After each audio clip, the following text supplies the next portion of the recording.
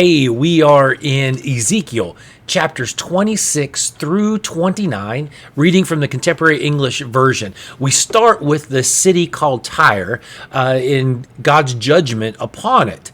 We're three chapters from Ezekiel. The next three are going to deal with that.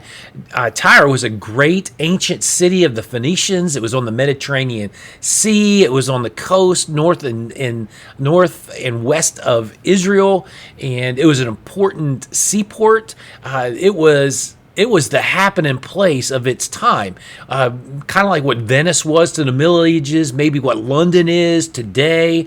It was a strong seaport, carried trade from around the known world. In the days of Ezekiel, it was a proud city. It was a populous city. And so we're going to read three chapters on the Judgment of Tyre, and then we begin the first of four chapters on the Judgment of Egypt that God gives.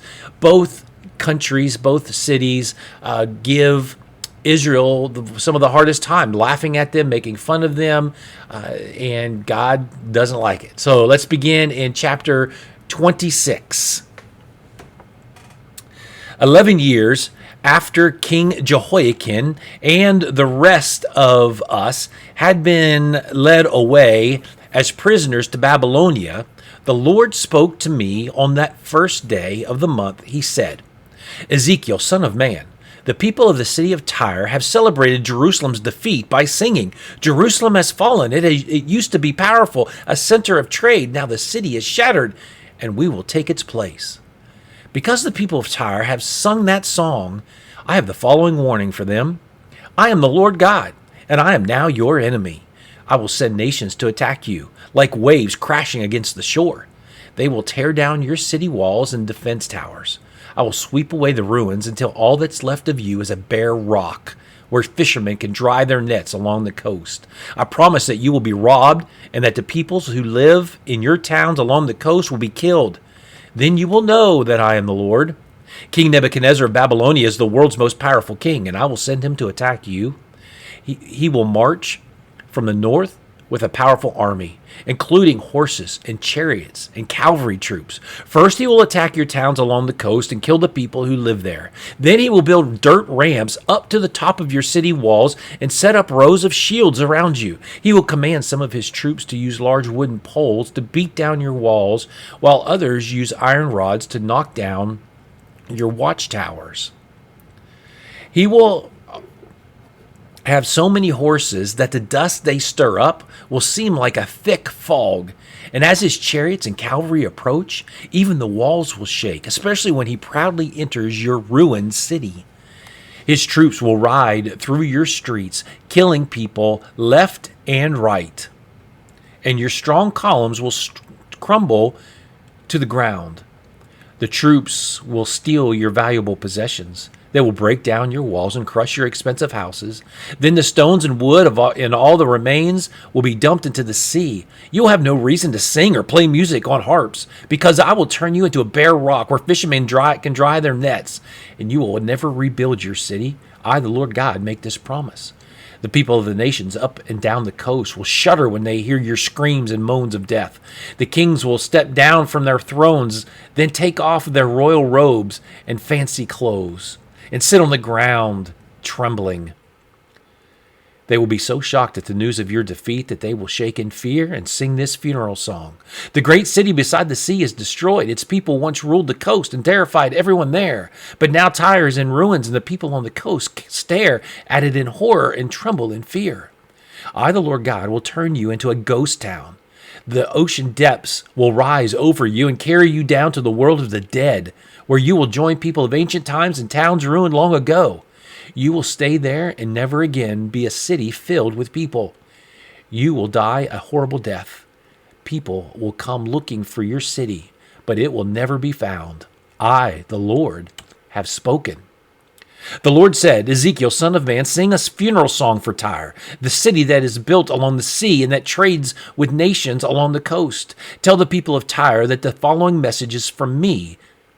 Tyre, you brag about your perfect beauty and your control of the sea. You are a ship built to perfection. Builders use cypress trees from Mount Hermon to make your planks, and the cedar tree from Lebanon for your tailmast. Oak trees from Bashan were shaped into oars. Pine trees like cypress were cut for your deck, which was then decorated with strips of ivory. The builders used fancy linen from Egypt for your sails, so everyone could see you. Blue and purple cloth from Cyprus was used to shade your deck. Men from Sidon and Arvad did the rowing, and your own skilled workers were the captains. Experienced men from Byblos repaired any damages. Sailors from all over shopped at the stores in your port.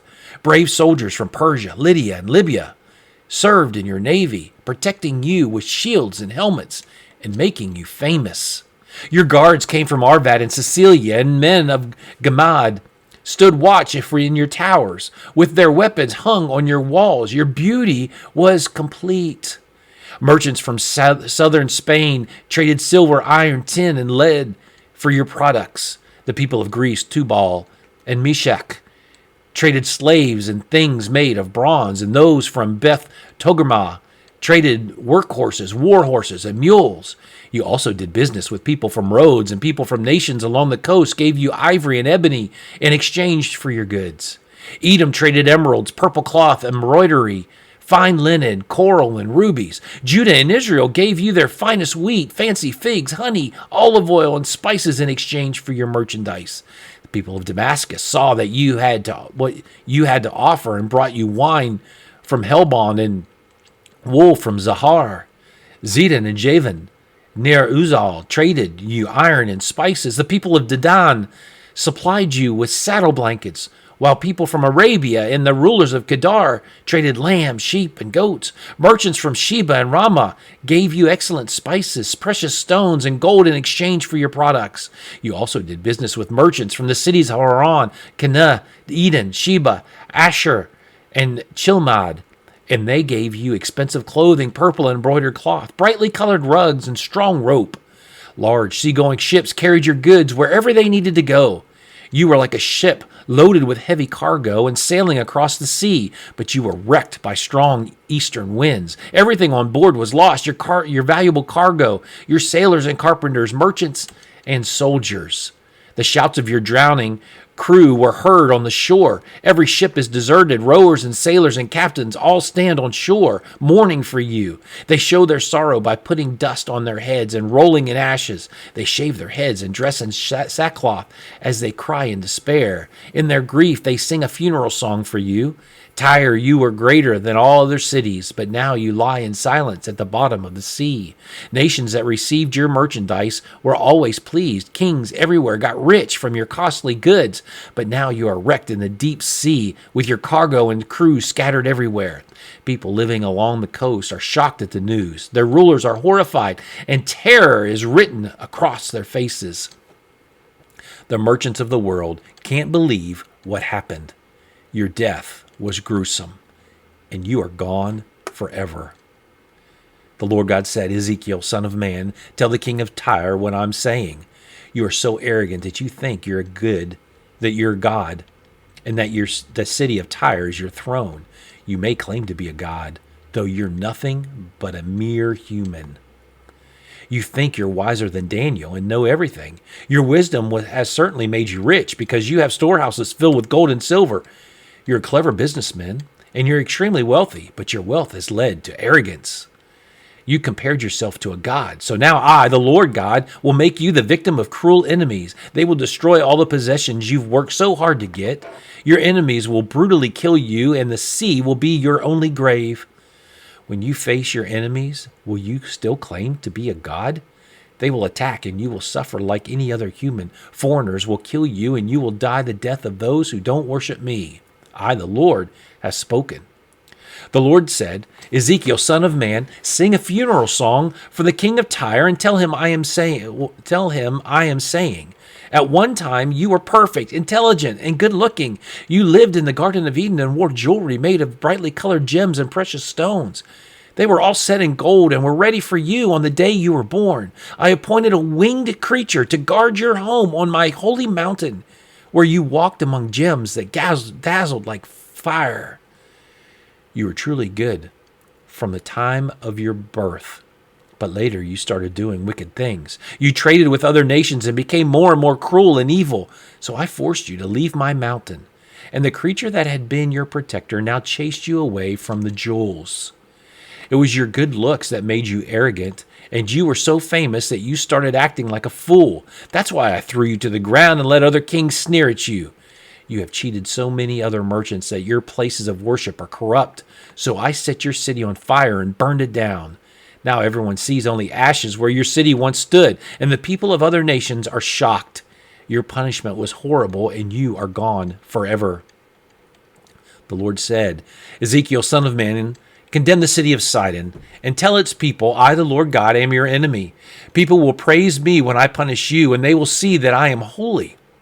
I will send deadly diseases to wipe you out, and I will send enemies to invade and surround you. Your people will be killed, and you will know that I am the Lord. When that happens, the people of Israel will no longer have cruel neighbors that abuse them and make them feel as though they were in a field of thorns and briars. And the Israelites will know that I, the Lord God, have done these things. The Lord God said, someday I will gather the people of Israel from the nations where they are now scattered, and every nation will see that I am holy. The Israelites will once again live in the land I gave to my servant Jacob. They will be safe and will build houses and plant vineyards. They will no longer be in danger because I will punish their hateful neighbors. Israel will know that I am the Lord their God.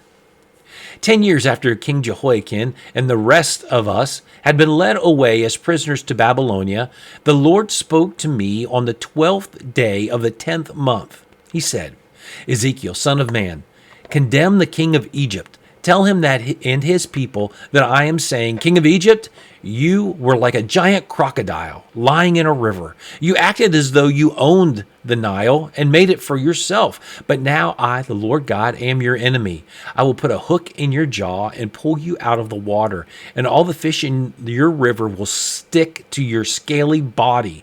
I'll throw you and the fish into the desert, and your body will fall on the hard ground. You will be left unburied, and wild animals and birds will eat your flesh. Then everyone in Egypt will know that I am the Lord. You and your nation refused to help the people of Israel and were nothing more than a broken stick. Then they reached out to you for support. You broke in half, cutting their arms and making them fall. So I, the Lord God, will send troops to attack you, king of Egypt. They will kill your people and livestock until your land is a barren desert. Then you will know that I have done these things. You claim that you made the Nile River and control it. Now I am turning against you and your river.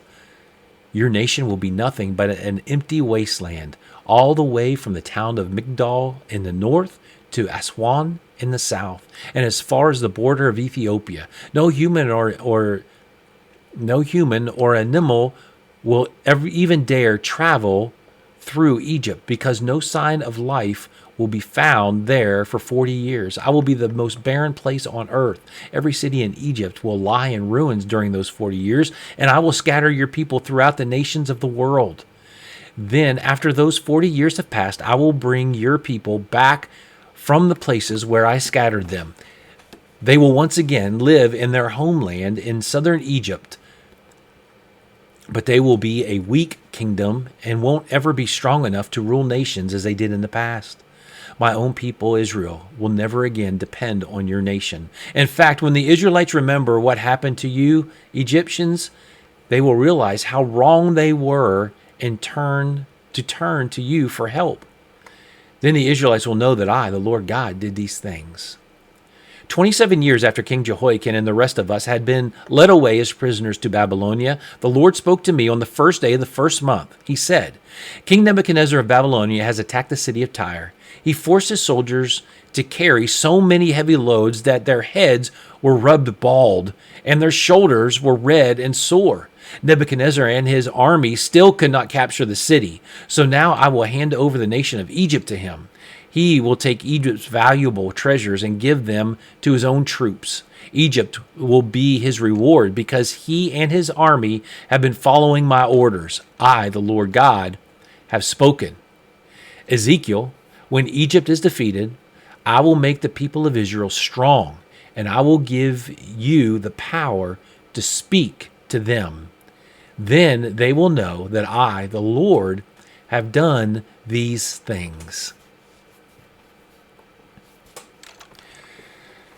So just for history's sake, let me just give you a brief synopsis of what happens to the city of Tyre after God says all this. First of all, Nebuchadnezzar lays siege to Tyre for 13 years and eventually conquers them. The Persians then conquer and brought Tyre into submission. Then Alexander the Great destroys the city and leaves it in rubble. Antiochus III conquers the city and enslaves its people. Then Rome comes in and conquers them and enslaves them. So we just see battle after battle, and Tyre loses and loses and loses for hundreds of years. So, don't mess with God. When he says something, he means it. And so I hope and pray that you have a great day today, and I hope and pray that God is number one in your life. Have a great day.